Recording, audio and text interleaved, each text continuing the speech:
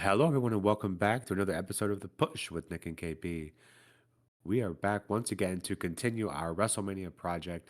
This time, we are working on WrestleMania 19, which took place on March 30th, 2003, at Safeco Field in Seattle, Washington. The attendance for this WrestleMania was announced at 54,097, and this is the first WrestleMania of the post brand split. So now we have Raw and SmackDown featured matches for each show, and the first WrestleMania under the Ruthless Aggression era. The tagline for this WrestleMania is Dare to Dream. So, like every other WrestleMania review, we're going to go through each match, let you know our thoughts, and then, of course, that overall rating. Kicking things off at WrestleMania 19 is Rey Mysterio making his WrestleMania debut, going up against Matt Hardy with Shannon Moore defending his Cruiserweight championship. KP, as far as opening contests go, how'd you like this one? Yeah, not a bad opening for WrestleMania.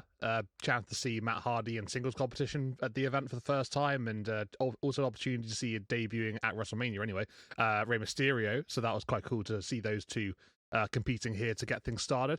But yeah, I thought this was a decent match. It was fast paced. It was quite fun to watch. It was kind of short. That I think there's always a case of these matches being short at WrestleMania.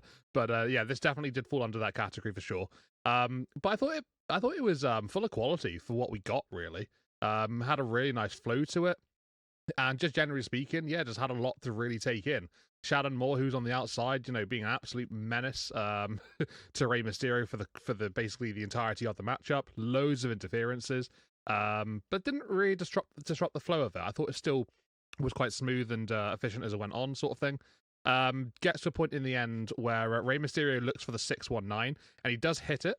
But as he's going for his follow up with the springboard, Matt Hardy does manage to avoid it. Ray attempts another springboard, but Matt Hardy catches him. And with Ray sort of looking for an attempt at a victory roll, try and get a pin perhaps, Matt Hardy shifts his weight down onto Rey Mysterio as he's sort of like rolling through with the victory roll. And with the aid of the ropes, that'll be enough for Matt Hardy to get the victory and to retain his WWE Cruiserweight Championship. So, yeah, I mean, honestly, for an opening contest, it wasn't anything special or anything. Like it didn't like set the world alight or whatever. But just generally speaking, it was quite fun. For what we got to see in the short time period that we did see, I was entertained by it. I had a good time watching it. So yeah, not a bad opening matchup. But I think we have had better ones in the past, but this one was pretty good. To be fair, it wasn't too bad at all. I gave it a 6.5 out of 10. I just thought it just set the pace a little bit and got us a little bit intrigued for the rest of the show. So not too bad on that front. Yeah, I would agree to most of that. I think, in terms of kicking off WrestleMania, seems to be kind of the spot for the cruiserweight division. Their fast-paced action, kind of getting the crowd up and going. I think this kind of did just that. In terms of rating, I too gave this one a 6.5. I just felt like it was pretty good for what we got. My complaints being, and one of them being an argumentative point, is I feel like the Shannon Moore stuff was a little too much. I feel like it did kind of, at least on my end, it felt like it kind of disrupted the flow of the match a bit. And maybe that's just my annoyance for interference. But my other nitpick would be obviously the ending. Uh, you know, I could have done without that. I feel like it probably would have been better served had they had a clean ending, regardless of who ended up winning. But for what it was, yeah, I felt like it did exactly what it needed to, and that was get the crowd involved. And believe it or not, this is a the first Hardy win on WrestleMania stage. Between the both of them. So for what that's worth, but yeah, decent enough and did what it needed to do, which was get the crowd going for this WrestleMania. The next show has the Undertaker defending his 10-0 streak, going up in a handicap match against both Big Show and A Train. As shown earlier on the show, Nathan Jones was supposed to be Taker's tag partner, which we could sit here and think, is that really that much better? Would that have made this match any better? Up for debate, of course. But Big Show and A Train took him out earlier, and yeah, Undertaker being Undertaker going through with the match, and the Undertaker going up against Big Show and A Train is the match we get to go from the 10 to 11 streak continuation. So KP, can you put any positive spins on this one? This one has a lot to discuss. Yeah, it was a little bit of an interesting setup to the contest, as you already mentioned with Nathan Jones. Yeah, having him being taken out before the match took place, I'm not entirely sure if this was meant to be a tag team match or if this all was planned beforehand. With the whole Big Show and A Train taking him out before. It had a really strange feel to it. So, being a handicap contest, obviously, the pressure's going to be on the individual that's competing. And it's always an uphill battle from there. But honestly, generally, for the majority of this matchup, I just thought that Undertaker held his own against both Big Show and A Train. Yeah, there was a bit of it where Undertaker was, being second best at the time, and the numbers game was catching up to him. But I never once really thought that he was like, I don't know, like in too much jeopardy, except for perhaps maybe right before Nathan Jones comes back out. Let's talk about how the match took place. So the match, it's going okay. It's going all right. It's going quite smoothly, I suppose. We get to a point where the man who's meant to be Undertaker's partner, obviously Nathan Jones, heads down the ramp, and this is just after a bicycle kick from A Train and a Big Show choke slam on the Undertaker. So Taker's like pretty flat out at this point, I guess you could say. So then Nathan Jones comes down, and that's probably the point where I think Undertaker probably is in the most jeopardy. So naturally speaking, we do get Jones coming on down, and he basically gets the attention of Big Show straight away, who gets out of the ring, charges towards Jones on the ramp, but gets dealt with very swiftly with a big boot. A Train looks to take out Undertaker, but as he's trying to do so, there's a bit of an Irish whip back and forth, and Jones gets into the ring, and then Big Boots Train, just taking him down there. Undertaker then gets back up. He's recovered at this point, and he hits his Tombstone pile driver, and that'll be enough to get the victory for the Undertaker. So yeah, what was going to be a tag team match became a handicap match, and my main criticism with this is, and correct me if I'm wrong, but I'm pretty sure in handicap rules, if you have somebody essentially come in and attack an in-ring competitor, it would cause disqualification. I'm pretty damn certain of it. So the fact that Nathan Jones came in and attacked both Big Show and A Train on separate occasions, back to back. I would assume that would probably be a case for disqualification in that sense, but the referee, didn't give it, and I guess it was fine. So maybe it's because he was meant to be a tag partner. I don't know. Maybe there's some underlying rule that's okay. I'm not too certain, but that was what confused me the most. But besides that, it was a decent match. It was a little slow in parts, sure. But it had a lot of elements to it, and there was a lot to really, go through here. We saw a bit of a technical side of Undertaker as well. We saw a Fujiwara armbar, cross arm breaker. He was looking pretty strong, to be fair, dealing with both Big Show and A Train, in the way that he did, and just showing a different technical side of him. So, yeah, don't see that too often from the Dead Man. So that was quite cool, actually. I quite enjoyed that particular element. The match was okay. I gave it a 7 out of 10. I thought that Undertaker looked impressive. Obviously he's going to at WrestleMania. That's kind of his thing.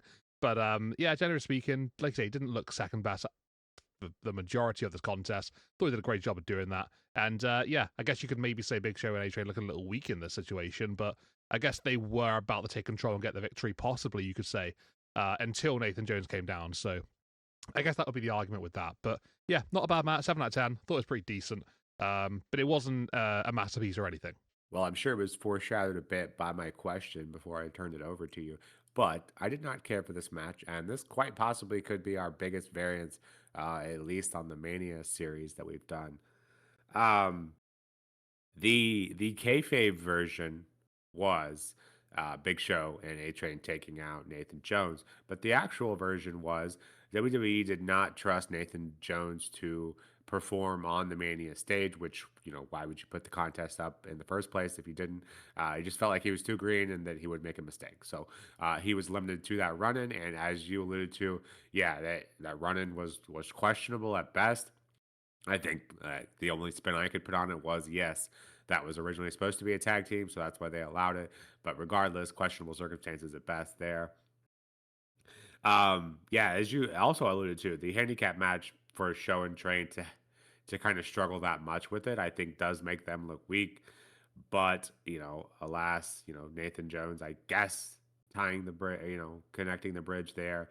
Uh, but yeah, this just felt like it had no business being on a WrestleMania stage for me. Even if you do make a Taker look strong here, yeah, this felt like a match that probably should have been on Raw and SmackDown, and just yeah, it just felt like it didn't need to be on there, especially when you consider that the William Regal Lance Storm tag match was omitted. Granted, because of William Regal's he wasn't feeling good at the time, had some sort of serious life threatening illness, but still, that match was taken off, and a match like this was left on. Just feels like that probably shouldn't have been the case. I gave this match a 4 out of 10, which is by far my lowest rating of WrestleMania 19. Um, just didn't feel like a media worthy match to me, and didn't enjoy it one bit. Moving on to the next match, we have Trish Stratus going up against Jazz and Victoria. Victoria being accompanied by Steven Richards for that WWE Women's Championship. And KP, correct me if I'm wrong, this is by far the best women's match we've gotten on the WrestleMania stage. But what do you think of it? Yeah, that we spoke about the women's triple threat at the previous WrestleMania, WrestleMania 18, and I think I said that one was possibly maybe a turning point for the women's division, just showcasing them on a much higher standard and elevating to a much better position on the card and just giving them some sort of credibility. And I feel like they really snowballed that going into this WrestleMania as well. They didn't really ease off on it. They put another solid triple threat matchup on the line as well. And yeah, I found myself really enjoying this one. You know, it's pretty decent. It was fast paced. Had a classic triple threat vibe to it, which sounds kind of cliche, but it really, really had that. So just, you know, hit all the right elements. Was kind of triple threat, you know, foundation 101 there, I suppose you could say.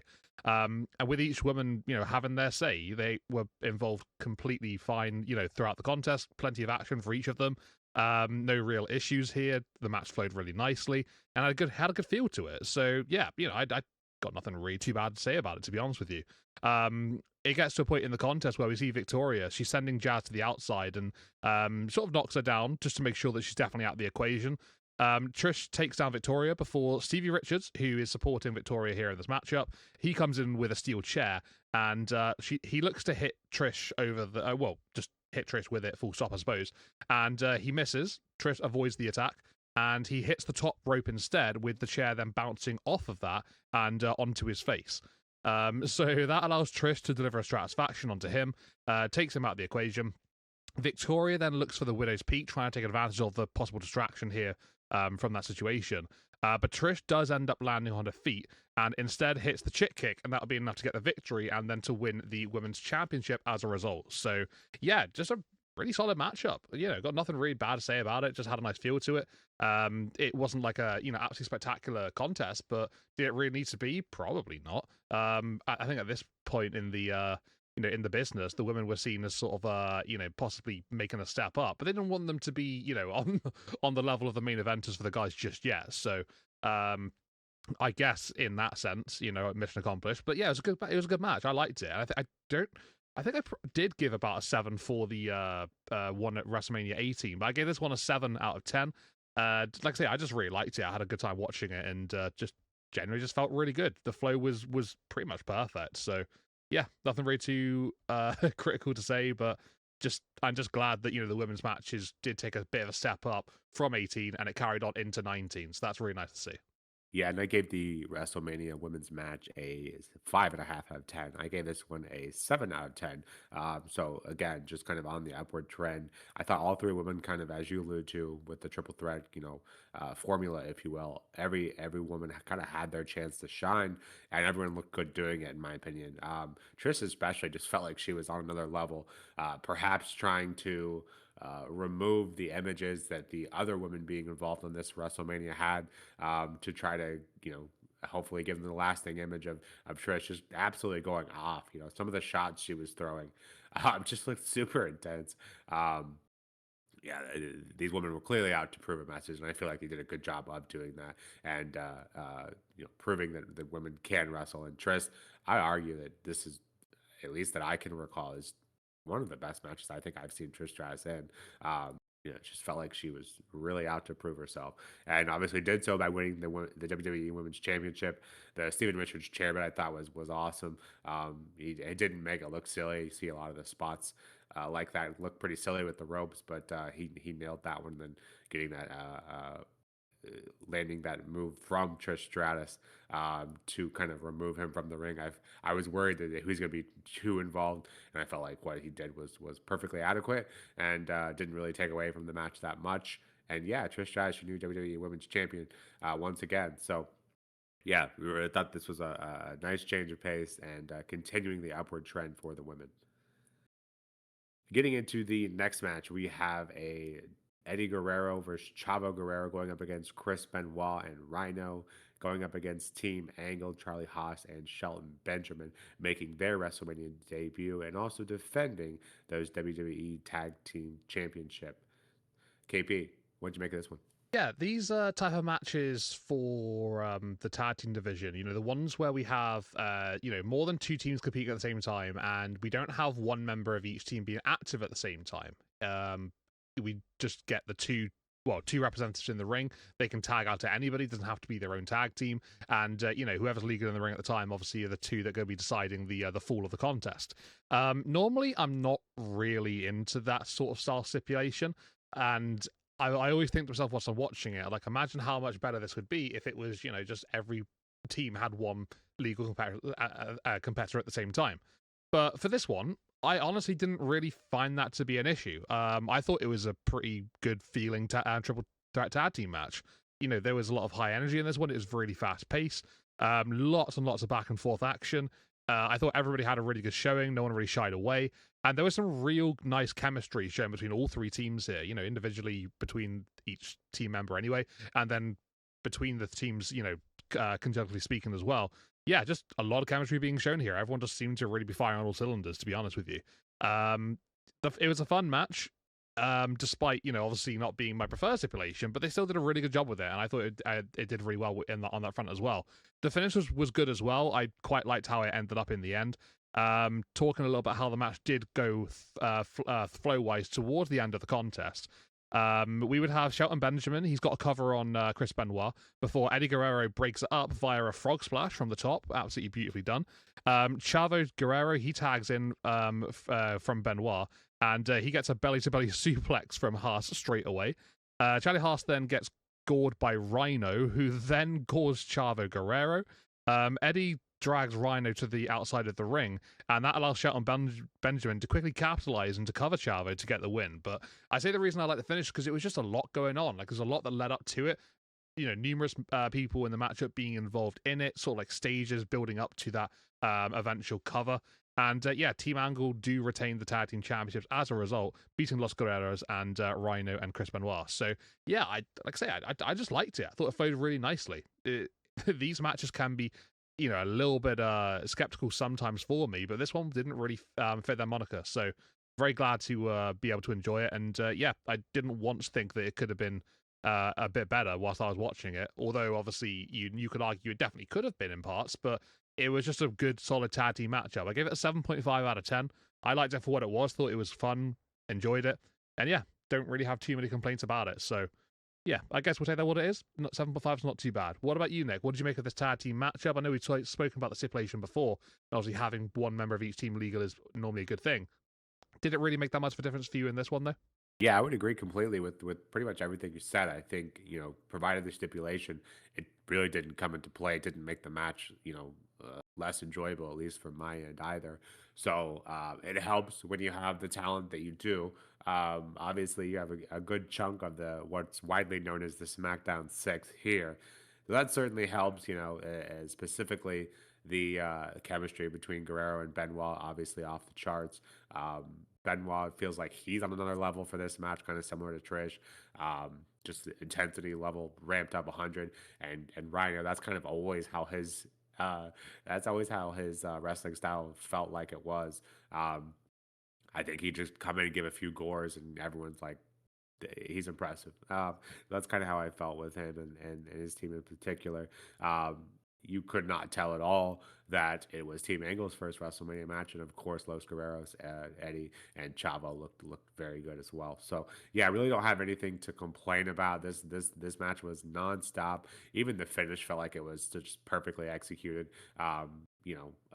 way to allow Team Angle to win without doing the heavy lifting, leaving that up to Rhino.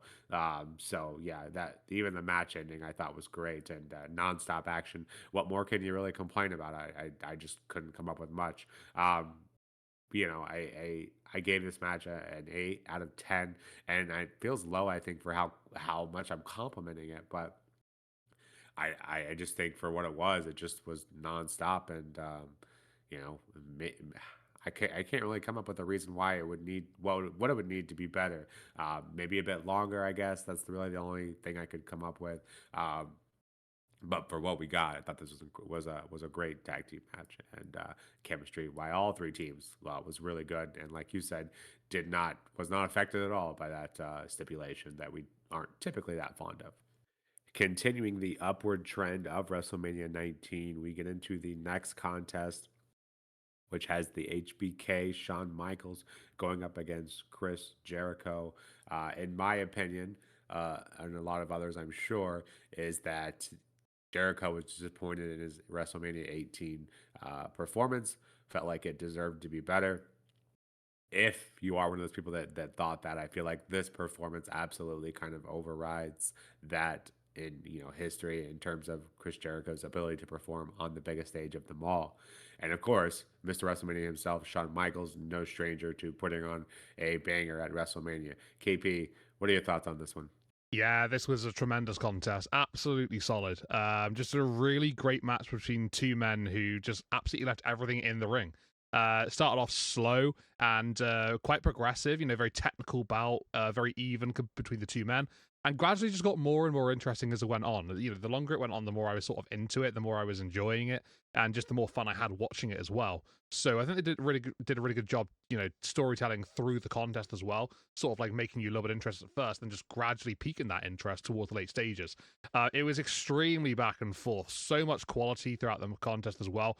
I've already mentioned the technical start, but that was sort of a display that was mixed in with a lot of animosity. These two guys did not like each other going into this, and they showed that during the matchup as well.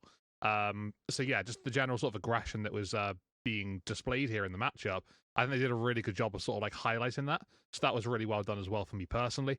Thought the crowd were hot in the late stages, especially here. Sort of like they got really getting into it probably like halfway through, but then towards those late moments, yeah, they were really popping for it. When Michaels was tooting up the band for the Sweet Chin Music, I think that's really what was the the point where they really started to get loud, and that just made me enjoy it a whole lot more as well. And yeah, after that hot crowd, there was some really tense moments in those late stages. Jericho with the walls cut on a couple of occasions, with Michaels getting towards the ropes on both of those instances. And then you got Michaels hitting a Sweet Chin Music, like I mentioned a moment ago. Chris Jericho would kick out of two of that, which was really cool. That was just a complete out of nothing Sweet Chin Music as well, just happened to be just on the fly. So that worked really nicely too. And yeah, just I thought this was great. Really, really good tag team match. I got a really, really good matchup here between these guys. And just generally how the match went on towards the end, you got Shawn Michaels, who's Irish whipped into the turnbuckles, and he does that sort of like iconic, flip over the top and then landing down. And Jericho looks for possibly a back suplex or something similar. Could have been something like that. And Shawn ends up landing on his feet instead, and then does roll up Jericho to get the win. So my only main criticism is that obviously it was a roll up win. Would have liked to have seen it be a big old, finishing maneuver, and that would have been like a really cool way to get things done. But I suppose it does make sense on what would happen afterwards. So yeah, the finish aside, the match was absolutely incredible. I thought it was really, really good.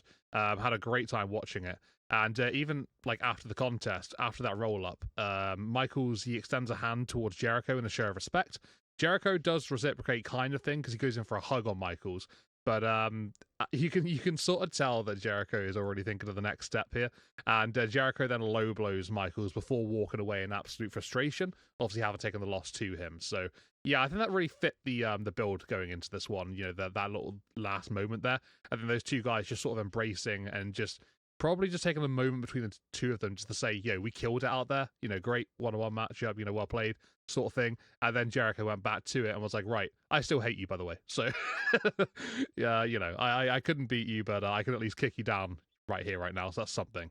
So yeah, I gave it a 9 out of 10. Just had a great time watching it. So much fun. and so much quality throughout it. Yeah, just a classic one-on-one matchup at WrestleMania. So yeah, really thoroughly impressed by this one. I had a great time watching it. Yeah, I think the finish is kind of the only possibly nitpick thing I could put out there. But again, as you alluded to, I feel like it is an appropriate ending. Obviously, Jericho is doing a lot of strutting around, showing off, what he thought he had the match in the bag. So from that aspect, it felt like it kind of worked. But I think WrestleMania 19, one of the downsides of it is we do see a lot of finishes that we think probably we could have gotten a better match result had we had a clean finish, or at least not so many roll ups or sudden victories. But outside of that, yeah, this one's an absolute classic. Obviously, the historic rivalry between Jericho and Shawn Michaels, the story just kind of writes itself. Obviously, Chris Jericho idolized Shawn Michaels, and this to me feels like a passing of the torch.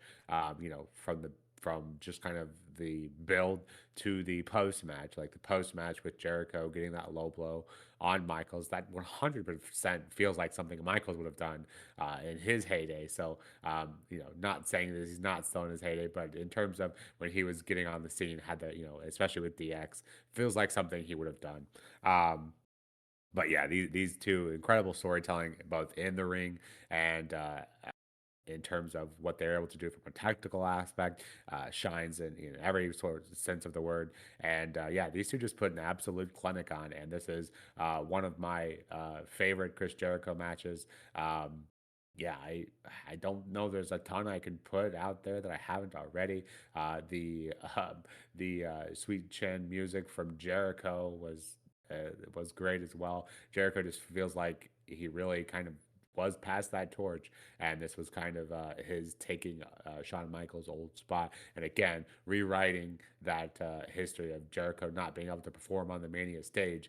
Now the tables have completely turned. These two put on this clinic, and then tell the other guys, good luck following that one. For me, this gets a 10 out of 10. There's really, outside that pen, which is a very nitpick, and I feel like kind of goes with the story, whereas the other instances of WrestleMania 19 having that quick finish don't really. I feel like this one kind of goes with the story just fine. So yeah, 10 out of 10 for me. Definitely the highlight of the night for me. Getting on to the next match, we have Triple H defending his World Heavyweight Championship, of course, being accompanied by Ric Flair, going up against Booker T. Obviously, this is one of been done to extents. I don't know that we can add anything new to it, but I think often dubbed as one of the biggest booking mishaps in WrestleMania history. We'll try to put something new on the line, or at least give you our thoughts on what we did see. But KP, in terms of the match aspect, let's try to put away the booking decision, if possible, at least until the end of our respective reviews. But what do you think of it from an actual match perspective? And then, of course, we can get into the other aspects of it. So yeah, watching these matches back, you do tend to get a little bit of the build, when you're watching the highlight packages, and obviously the build up in terms of, what's being showcased on the show. So I do tend to sort of, I don't know, separate my opinions from, how it should have been put in my eyes to the quality of the contest itself.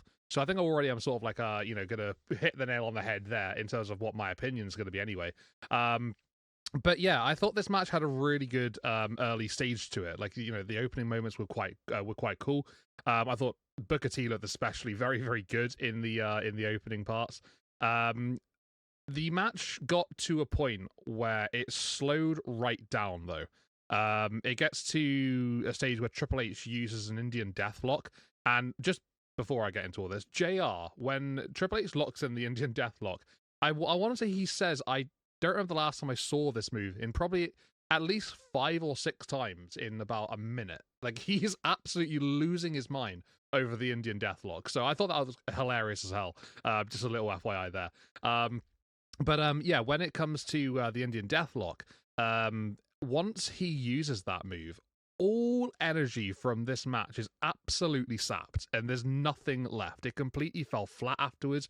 It just got extremely boring for me personally. And it was just watching it almost in reverse at points, because it was that slow afterwards. I thought they had a really good first half. I thought it was great. And then it got to that point, and it was like, yeah, really care anymore because they've completely just dissipated every single exciting element from this. So there are a couple of moments after that which are kind of decent. Like, I'm not going to argue that, but just generally speaking, it's a tale of two halves. It really, really is. The first half was electric. It was really, really thoroughly enjoyable. And then the second half was just dollars dishwater. I really don't understand what they were doing. Like, okay, great, put in an Indian deathlock, that's fine, but have at least some sort of little bit of a sell, but not completely take away everything that's going to be coming later. Like, I don't know, it was crazy to me. I just didn't understand it. In terms of how the match went down in the end as well, like I said, an extremely slow last few minutes. Saw Booker T fight from underneath. You know, a lot of resiliency from Sharon, to be fair. He hits an axe kick, which gets an eventual cover, and that results in a 2 count. Booker then eventually gets back up and goes to the top rope, fending off Ric Flair on a couple of occasions. He forces him down once, and Triple H comes in. He forces Triple H away, then forces Ric Flair down once again. He lands this flip, possibly looking for a senton or a leg drop or something. I'm not entirely sure what he was going for, but it looked kind of cool. Just, throwing everything out there, by the kitchen sink, I guess you could say. And Triple H does end up kicking out of this move, eventually, after the cover does come through in the end. Both men do get back to their feet, and Triple H ends up hitting a pedigree, and pretty much out of nothing, really, to be fair, just happens to just go for it and gets it done, and that'll be enough for him to get the win and retain his World Heavyweight Championship. So, like I said, it was very much dominated by Triple H once the Indian Deathlock had come on in, and I guess you could say that worked in the match nicely because that's essentially him selling the move, and it worked out in that respect. But I feel like you can sell a move, and you can also make a very interesting matchup and not take the absolute entirety of the energy away from it when you've done that. I feel like they just completely biffed it, to be honest with you. But I did really like the first half, so it was a shame watching it just get worse and then just slowly disappear into absolute nothing. So yeah, I don't know. Booking decision aside, everyone wants Booker T to win this matchup, and to be fair, probably they are absolutely right with that. But yeah, just talking about the matchup itself, such a shame for me personally because I was really enjoying it, and then I really was not. Despite all that, I gave it a 7 out of 10. I thought it was good. It's just it had a bit of a anticlimactic finish, and just the boring second half for me. Just it couldn't save that first half massively. So, the first half couldn't massively save the second half. So yeah, 7 out of 10 I think is still kind of decent, but it could have been so much better. It really, really could have done. So I'm kind of disappointed by that. Nick, what do you make of that? Obviously, it's a lot, and it's quite a maybe controversial opinion here, but I just didn't enjoy the flow of the second half. Can you pick up some highlights and to maybe argue, actually it was enjoyable because of this, that, and the other? Or do you kind of see where I'm coming from? No, I do understand where you're coming from. And I think kind of Triple H's preferred style is that kind of slow burn, if you will. But also Ric Flair, I think, with the intention of him being there and interfering, I believe 2 or 3 times, can't recall exactly. Um, but he was obviously playing a role, and I think that was another aspect that slowed Booker down was after one of Ric Flair's attacks, Booker T was clearly feeling the effects of being outnumbered, and that is obviously when the match slowed down, which again played right into Triple H's wheelhouse of his preferred style, and kind of just that essentially being the beginning of the end, if you will. Yeah, Booker T looked phenomenal here. And that Harlem Hangover from the top ropes. I'm not sure I've ever seen that. Obviously, I'm not a big WCW guy, and when I say that, I mean I've watched almost nothing from WCW. So yeah, I'd not seen that move before, so that was pretty awesome. But yeah, it's just Booker T had his moments, and for whatever reason, WWE decided not to go with him, and I think that leads to the biggest issues that I have is the booking, and so kind of separating those before I do the overall rating for me. This got an 8 out of 10. Again, as you mentioned, it did slow down, but I feel like that was kind of by default, and so that to me was fine, and that it felt like that was kind of the story they were telling, that they took out Booker T's kind of energetic his spark, if you will, with the double team, and then that played right into Triple H's hands. But for the actual booking decisions, I feel like for the story they were telling, which was questionable at best, um, the rags to riches, the troubled youth, the went to jail, all of that stuff from Booker T's uprising, if you will, and then to have Triple H say things like, someone like you will never win this title and stuff like that, to have that storyline go here, and then for Booker T not to win it. So basically, giving Triple H, that guy who has an opinion like that, for him to win here just felt like that wasn't supposed to be the case. It didn't make any sense with the storyline they were telling. Even if this isn't a long term scenario for Booker T, he absolutely should have won this match here. And I think it's easily argued that this is one of the 10 worst booking decisions on a WrestleMania stage, at least that I can recall. I can't recall many other that are to the heights of this one. So for whatever reason they decided to stick with Triple H here. Yeah, and had you alluded to JR and King's going off the entire time about his troubled youth and stuff, to a point where it kind of annoys me. I think this match probably would have been more enjoyed if I could somehow cancel out the commentary team, but for whatever reason, King just had an issue with Booker, and it genuinely sounds like JR is getting frustrated. I'm sure he's just playing the part, but he stops himself from cursing at one point because of King going off. But yeah, I think this match could have been all time. I think had Booker won and the pace wasn't slowed down by Ric Flair's interference and all of that. But for what it was, I think it was good. Just could have been better, and I think just the prospect of how good it could have been is what is most disappointing and overwhelming to me. So, but still, 8 out of 10 is quality. And, on this show, it will get overshadowed by everything else. But what could have been had Booker T, they went with the right decision. But moving on to the next match, we have, crazy to say this out loud, Hulk Hogan and Vince McMahon in a street fight, 20 years in the making, essentially arguing over who created WrestleMania, or who made WrestleMania what it is today. Obviously, both do have a fair dog in the fight, if you will.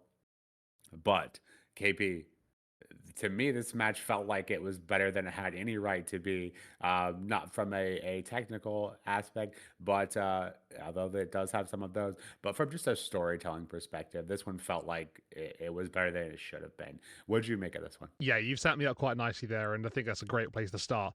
I've not seen this match before. I'm very aware of it having taken place, and I know all about it, but just generally speaking, never actually watched it from start to finish. So this was a really good opportunity for me to really see what this was, about and how it was going to play out.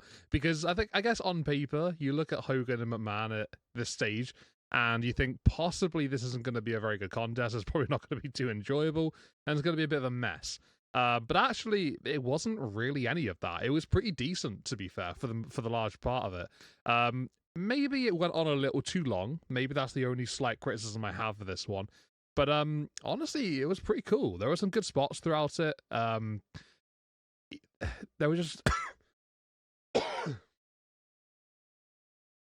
there was just a lot to take in, and I think it kept my interest up as the match went on. Like I said, maybe a little slow in parts because they were sort of dragging a few bits out here and there. But generally speaking, it wasn't really affected by that too much. Some of those cool spots that I was alluding to a moment ago, we ended up having both men being busted open. So there's blood pretty much all over the place at the end of this contest. It dries right into the mat for the rest of the matches. We see Vince hitting a leg drop onto Hogan from a ladder. That goes through the announce table as well, so that was quite cool. One of the Spanish announcers even gets hit with a steel chair to the face by Hulk Hogan. He's aiming for Vince McMahon, sort of ducks underneath, and yeah, the announcer he gets clocked. He's down for a good probably, I don't know, 7 or 8 minutes, maybe even a bit longer. The guy's just walking around him, still brawling between the two of them. Guys on commentary absolutely not really caring about his well-being, and they just sort of leave him there. And he does, I think, eventually have a sound guy or something that helps him up. I couldn't tell who it really was, but I was keeping an eye out on that one because I found the dynamic of that one really interesting and fascinating. But yeah, he's busted open as well, so bless him. He was also involved in the bloodbath. Yeah, it wasn't like a high quality match or anything, but it fit the stipulation really well, and the feud sort of it worked with it as well. And I just had fun watching it. I just enjoyed it. It is a street fight, so obviously, anything really goes in this one. With Hogan down, Vince grabs a metal pipe, and Hogan hits him with a low blow, and this had been after Hogan got low blowed a while ago by Vince. That would lead to the leg drop from the ladder through the announce table onto Hogan. So anyway, yeah, Hogan gets his payback, hits Vince with a low blow, and both men are down. And then we just randomly have Rowdy Roddy Piper appear, just completely out of nowhere. And he picks up the pipe. He looks like he's going to take out Vince McMahon. And I think it's like back in this sort of era, they had these really obvious sort of double takes sort of thing. And then I think this was one of them. I didn't for a second believe Roddy was going to hit Vince McMahon with the pipe. Instead, he turns around, he hits Hulk Hogan with it. And he just completely quickly just gets out the ring, scurries off, and he's completely out of there. So once he's done that, Vince goes for a cover onto Hulk, but he does kick out at 2. We then see McMahon calling to the stage, sort of like telling something to come on down, whatever. And we see a referee, assigned special referee for Vince McMahon. He comes down and he hits. He comes down to the ring. Vince then hits Hogan with the metal pipe once again, but only gets a 2 count again. Hulk then hulks up and he does his classic, getting back into the matchup type situation.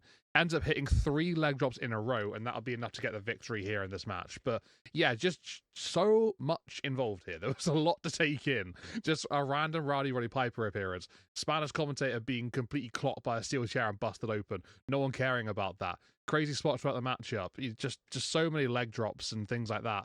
Yeah, it was fun. It was really, really fun. Like I say, it wasn't full of high quality, but it was good and it was enjoyable and it was entertainment. So I think that's a great vibe that they did hit on the head there. I gave it a 7.5 out of 10. Just enjoyed it for what it was and have fun watching it, which is the main thing, right? I think that's what you want from these type of situations. So yeah, maybe it was Hulk Hogan that did make WrestleMania in the end, then considering he won this matchup. Nick, what did you make of this one? McMahon and Hogan. I can see, some people not enjoying it, but I can also see people liking it for just being kind of crazy and fun. Yeah, neither of these guys are particularly on my top 10 list. I mean, you could argue maybe not even on my top 100 list in terms of what I expect from them in a wrestling match. But at the combined age of 106, this match, like I said, way better than it had any right to be. It was way more entertaining, which that part shouldn't come as a surprise because these two gentlemen, if not the best in ring capabilities, do know how to entertain. So with Vince doing the leg drop, had no business doing off the ladder through the announce table on Hulk Hogan. I can't recall, and maybe it is something that is done quite a bit, but I can't recall the last time I've seen Hulk Hogan go through a table. And so clearly knowing that they had to make up for their age by doing other things, and I felt like that was a great bit. Roddy Piper, not seen him since WrestleMania 13. Seemed random. Maybe there's a story there. I'm not sure, but obviously just a great moment, and yet again another entertaining aspect to it. Although Hulk definitely just wasn't really that affected by it in the grand scheme of things. Um, but yeah, the moment where Vince is bloodied up, of course, you alluded to both these men, calling it a bloodbath. I think that's 100% fair. Both of these guys, obviously known for,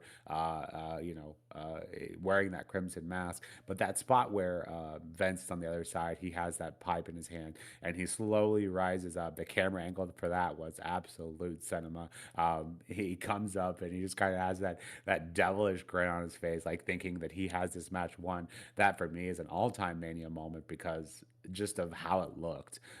That was incredible. But yeah, the Hulk then hulks up and to take out Vince McMahon, not one, not two, but 3 leg drops. So clearly very personal. And I think a lot of us at that time, hating Vince McMahon as much as we do all the bastardly things he has done, for him to get stomped and leg drop like that in order to win, I think was just probably the icing on the cake for a lot of people.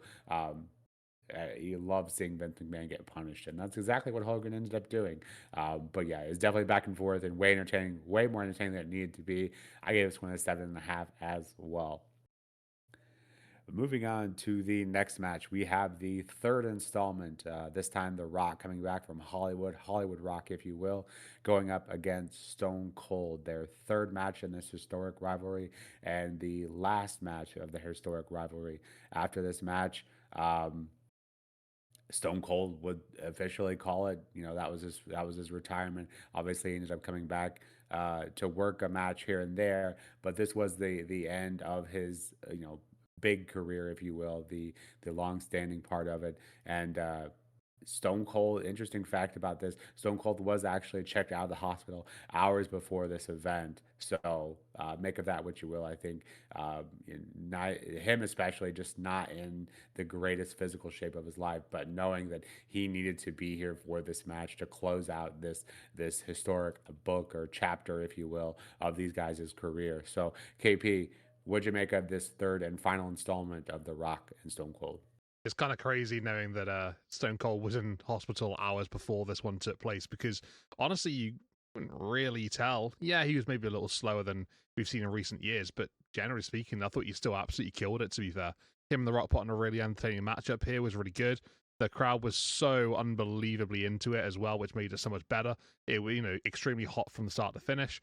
And yeah, it just had a lot going on. We saw them fight in the ring, fight on the outside as well.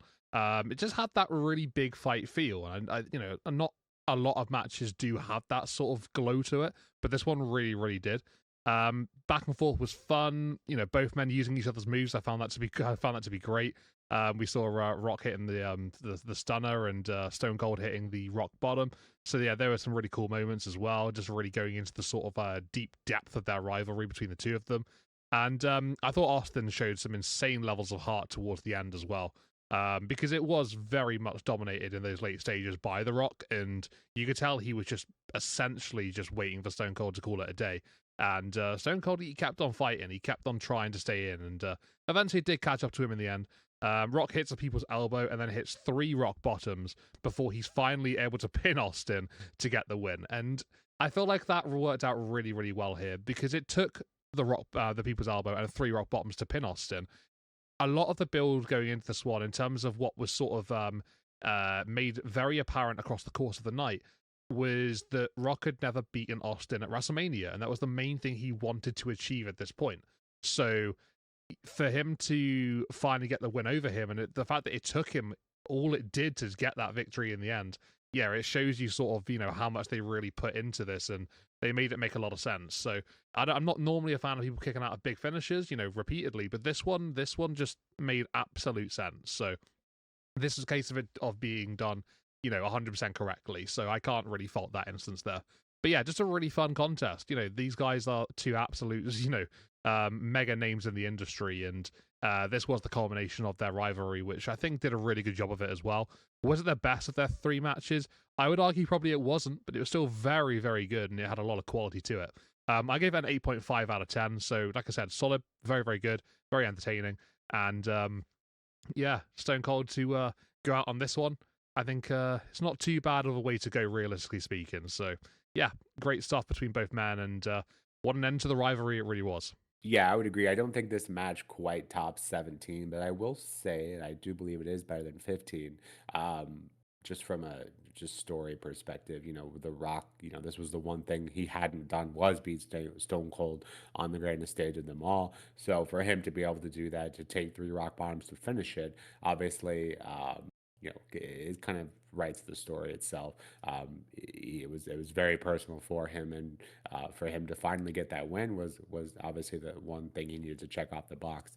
The Rock wearing the Stone Cold vest lives rent free in my head to this day. I still remember that very, very fondly from my childhood, seeing how strange it looked for him to wear that, and then hitting a Stone Cold Stunner while doing so. Yeah, you could argue this match was a bit of a finisher fest, or a finish fest, if you will, but I think for the level that these two were on, and the point in that to wrap up this rivalry, I think it kind of is justified. Stone Cold kind of putting away the beast so to speak, from The Rock. I think it just kind of does make sense.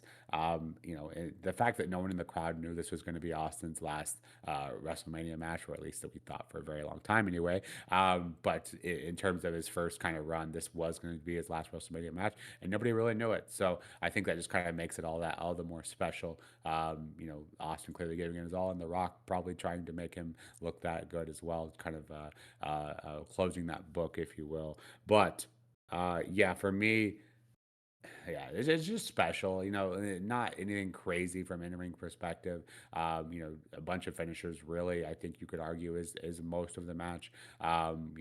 Trading each other's finishers and all of that. But just the story and history behind it, I think, kind of what writes itself. And as you alluded to, the crowd as well, playing a key part here, because for a lot of us, this is our childhood. This rivalry is our childhood. So it's always going to be nostalgic, and it's always going to be hold a special place in our heart. So for me, I give this one 9 out of 10. Again, it maybe feels like too high based on some of the things I've said, but like I also said, it's just one of those places that will always have a special place in my heart. So with that, moving on to the main event, we have Brock Lesnar going up against Kurt Angle, defending that WWE Championship. Obviously, this match is. Infamously famous for one particular move on Brock Lesnar's behalf. But in terms of the actual match, KP, how'd you like this one? Yeah, this was great. Yeah, absolutely solid match. Very, very technical to begin with. Both men just looking utterly impressive. I think, having watched a lot of modern day wrestling, over the years, and I think it's just nice to go back and watch matches like this, because we see Brock Lesnar in a side that he really could go back then. He was very entertaining to watch, and he was just unbelievably good at what he was doing. So to see sort of like the later stages of his career, and him coming back later on, just being just a bit of a shell of himself. This is by far the best Lesnar this sort of era. So yeah, absolutely love this contest. Was great to go back and watch it. Just a bit of a breath of fresh air. Just to get a bit better of an understanding about what he really can do, and just to revisit those type of things. It's not the first time I've seen this type of Lesnar, but it's good to go back and actually get into it. And obviously, you got Kurt Angle, who's absolutely 100% impressive, for the majority of his career. Just an absolute technical marvel. And yeah, just these two really meshed very, very well. The build looked great as well. Looked really unique, from what I could gather. Just a really nice sort of vibe and feud. And they played it into the match really well as well. Like I said, very, very technical. It was also very physical. Great back and forth between, two just unbelievable and great athletes. And yeah, just had a really nice flow to it. There is one possible thing that I think I would pick up on, that I do have to sort of mention. And that would be Brock Lesnar's attempted shooting star press. That's possibly the only negative thing I could say about this matchup. And more of a sense that, he went to the well and tried something spectacular. And thankfully for him, he came out of it, doing okay in the end. But that could have been so much worse, and who knows what if his career could have been, for for another centimeter, here or there, could have been a lot different. So, yeah, just that's the only slight criticism of this matchup, because I thought it was extremely good. Besides that, Brock hits a second F5, and then obviously going for that shooting star press, he does land horribly. Angle locks in the ankle lock before Brock then gets out of it, and then hits his third F5, and that would be enough to get the win. But from what I gathered on commentary, I think they said this.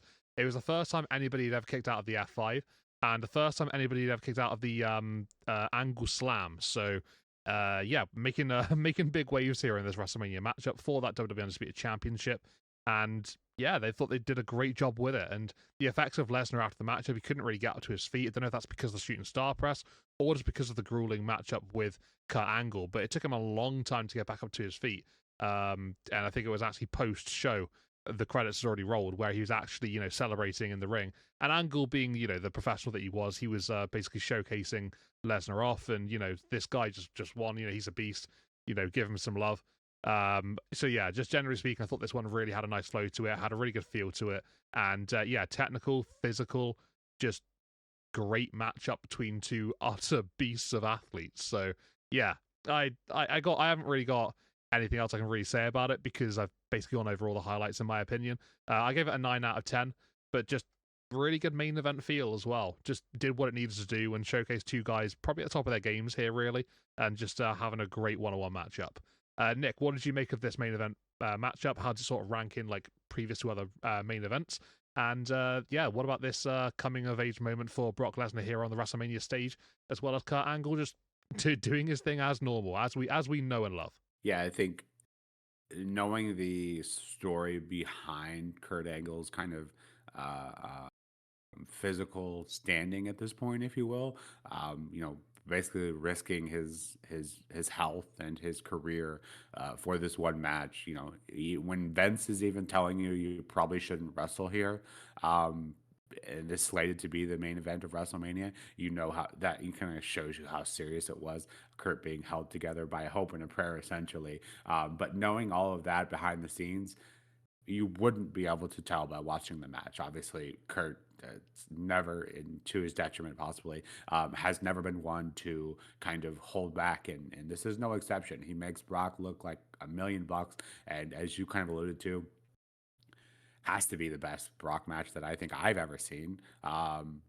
Just off the top of my head. But yeah, this is just an incredible match. It is a shame, what could have been with that shooting star press had that been the ending like it was planned to be. I think you're talking, an all-time classic here, but that does take a little bit away from it, at least for me. But props again to Angle for kind of rolling out, making it seem like that was planned. I think you could argue it still was a bit awkward looking, but in terms of Kurt being able to roll out and uh, after that point, Brock is concussed quite heavily and has no idea where he is. To this day, claims he does not remember the ending of this match. So for Kurt to basically walk Brock through the rest, and obviously there wasn't a ton else to walk him through, but for that, for Brock to get him up for another F5, and then you could tell Brock celebrating was very limited. But then Kurt kind of showing off like, hey, passing the torch moment here, if you will, to Brock Lesnar. And he was the next big thing at this point. So, yeah, it is great. And I think it makes it that much more great once you know the story behind everything. So, yeah, Kurt, just an absolute professional, and why he's so highly regarded, for most people and myself especially. So, yeah, to make this match what it was, and obviously the main event of WrestleMania is always a big issue, and what couldn't have been, had Kurt decided, what, maybe it isn't the best idea that I go out and do this, but that's just not the kind of guy Kurt is. Kurt always putting the entertainment business before himself, and that's exactly what he did here, and did it with flying colors, so to speak. So yeah, with that, the rating for this one was a 9 out of 10. I think if he hits that shooting star press and that's the end of the match, probably close to, if not a perfect rating for me. The technical aspect of this one obviously was incredible. So yeah, just a great contest, and I think the story behind it, I think, is what really elevates it for me, on top of what was already a very incredible match. So, you know what? I'm gonna make this a 9.5 out of 10. It doesn't deserve to be that low. 9.5 for me is my final rating here, and yeah, what a main event! I would argue one of the better WrestleMania main events so far through 19. So with that, WrestleMania 19, KP, give us your overall rating, and of course your best match if possible. I know this card was pretty stacked, so give us your best match, and yeah, let us know what you thought of the show overall. Just a solid WrestleMania. Think, from start to finish, you did have a lot of really good contests throughout. My worst match, funnily enough, was as a rating, was actually Matt Hardy and Rey Mysterio. I didn't really have anything too bad to say about it. It just was quite short. So, naturally speaking, for that to be the worst contest, I think that's doing a pretty good job for me personally. With the match I preferred probably across the course of the night, I think two standouts for sure being Lesnar, Angle, and Jericho and Michaels. I think I'd just give the edge to maybe Jericho and Michaels, just because I think I did enjoy that one a little bit more, even though I gave them the same rating. But yeah, I think both those matches, ideally, you could make a very, very good case for as being the standout contests of this WrestleMania. So yeah, just thoroughly enjoyed both of those for what they were. And as a whole thing here, it comes out as a 7.5 as an average rating from my matches put together, but that's narrowed down. That's rounded down a little bit. I don't do anything except for 7.5s. Well, except for 0.5s and solid numbers. So I think it average came out as my highest so far, like a 7.67 or something like that. So yeah, technically speaking, this is my best WrestleMania so far from my understanding and from my point of view. So I just think from across the board, it was just extremely consistent, good quality. And yeah, there wasn't really a terrible match in my opinion. So for that to have been the case, it's going to have a pretty good rating off of that. So yeah, absolutely solid WrestleMania. Thoroughly enjoyed it. Had a great time watching it. And yeah, just glad to see it all go down in what we do here. This is a testament to what we're trying to achieve. Just sort of like watching these from start to finish, really getting a good gauge for what these shows were and what they even sort of like hold up to on nowadays standards. And I thought this one is an absolute classic. I go back and watch this one in a heartbeat anytime, really. So yeah, thoroughly enjoyed it. 7.5. What did you make of this one, Nick? How does it fare up for the classic WrestleManias? I think 17 was probably your highest one up until this point. Maybe 18 was around that as well. But yeah, what did you make of that and your best and worst matches on this one? Yeah, for me, worst match is definitely the handicap match with the Undertaker, A Train, and Big Show. Just like I said, just didn't feel like it deserved to be on the WrestleMania stage. So with that, yeah, the highlights. I mean, this one just had so many good matches. Yeah, I'd have to also put it on Jericho and Shawn Michaels. But just the fact that we had that Rock and Stone Cold, Brock Lesnar, and Angle, and hell, even the Hulk Hogan McMahon fight was extremely impressive. And yeah, just to have all those matches on the same card, I think it's just a testament to how great this WrestleMania was. And by the sounds of it, I'm not sure if you would say that out loud, but it sounds like your rating was higher than that of 17. And I've always felt, at least, especially after rewatching this, I feel like 19 is better than 17. I think 17 has a lot of special moments, but in terms of just match quality, I do feel like 19 is better than 17. So possibly a hot take, I'm not sure, but for what it was, I do think WrestleMania 19, even for that low point, we've kind of hit it on previous WrestleMania, but have a lot of bang average and usually a pretty low point, and the great moments are few and far between. This one is not the case. It very much kind of hits on all cylinders, and it really doesn't miss a beat for the most part. So I think with that WrestleMania 19, obviously we are excluding that cat fight. We made an executive decision for the push that was not going to be worth talking about, and so technically that I suppose you could call that a match, but we're just pretending like it didn't take place. So take it or leave it. That's the decision we made. So with that, WrestleMania 19 in the books, and with that, this has been our WrestleMania 19 review. If you anything we're putting out here, please let us know in the comments below. If you disagree with anything, please let us know in the comments below as well. And of course, don't forget to hit that like and subscribe button, as that does help us out tremendously. But until next time, this has been The Push with Nick and KP.